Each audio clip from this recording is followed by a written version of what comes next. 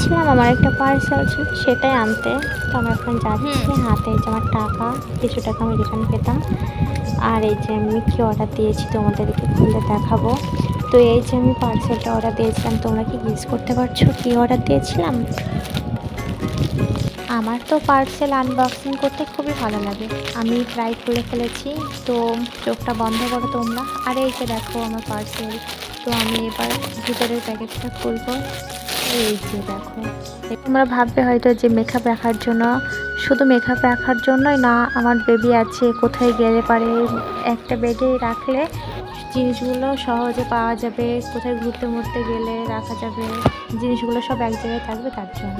তো প্রথমে একটা বড় ব্যাগ, সেই ব্যাগের ভিতরে আর একটা ব্যাগ, তার থেকে আর একটা ছোটো ব্যাগ, তার ভিতরে কত সুন্দর ব্যাগ না? তো দেখতে পেলে, ভিডিওটা কেমন লাগলো জানিও। আর আমার মতো পার্সেল অর্ডার দিতে কার কার ভালো লাগে, টাকা না থাকলে পার্সেল অর্ডার দিতেই হবে।